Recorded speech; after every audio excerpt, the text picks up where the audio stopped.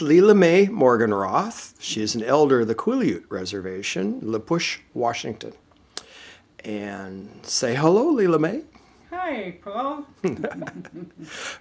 Can you greet us in Quileute, in the language? Oh, there.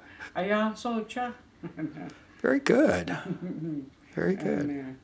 So Lela Mae is holding this very beautiful basket. Let's see if I can zoom in a little more.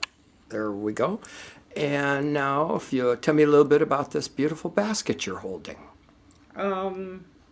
I did a lot of basketry stuff, and later on we start learning how to do more of the designs on a graph. So I graphed the deer because it's called Hawaii'shka, the deer, and the duck is the first design they ever made on the baskets. The flitchista is a basket, and so the duck was the first of the ever designed on her. So I always try to put a duck on each one of my baskets that I make.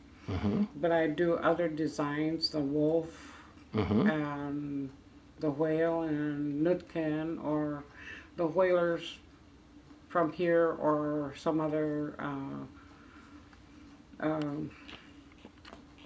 Indian tribes. And so I'm also from Skokomish. That's where my mother was born, Mud Bay. Oh, I didn't know that you had Skoke blood in you as well. Yeah, that's where my mother is from. Her name was Ivy. But there were things that happened, divorce in the family. But I was I growed up with my grandma. She was quite old, and her name was Quileute, and her real name was state name was Susie Morganroth. You can catch her in the book Women to Reckon With, and a couple other books that my grandma's picture was in. And it showed the Akalat, the James Island, and she was quite young there. Who taught you how to weave? My grandmother. Oh, so this is carried on from your grandma.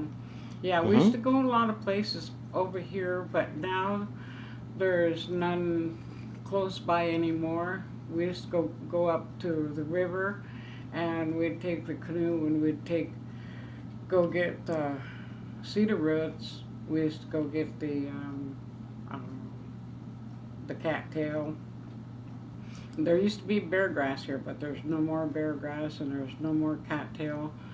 About 8 feet tall, but now they're so short, like just 5 feet or 4, and so everything had changed since a storm or a flood. I see. And they're all gone now.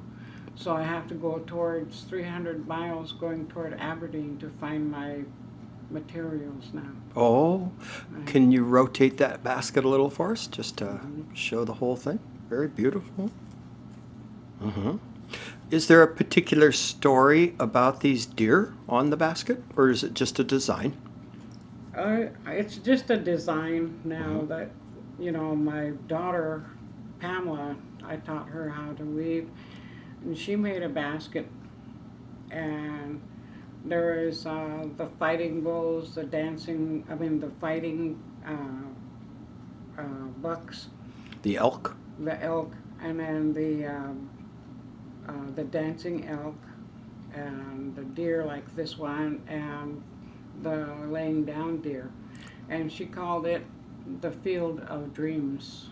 Oh. Because there's lots of elk around here in this country. Yes. On there. So we liked the style, and somebody graphed it, and so I've been graphing that one. And this is one I graph all the time when I'm somewhere and whatnot. One went to Canada with Quash Quash, J. Powell.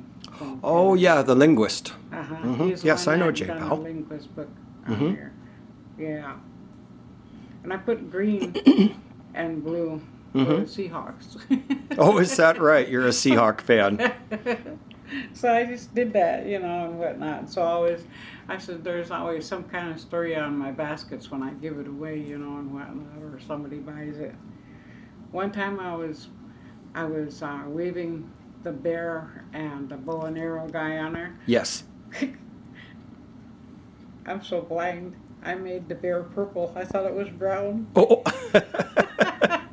It's purple, but the guy wanted my basket, so it's over there in Spokane now. Mm-hmm. Well, your baskets are beautiful, and I've seen many people buy them. They're very valuable. Valuable because they come from such an excellent weaver of the Quileute Nation. Yeah, I can't do much anymore with my cracked up hands. You were telling me, yeah, your hands are feeling their age. Yeah, Mm-hmm. and so I have to doctor it up with some tape when I'm doing the baskets. I see.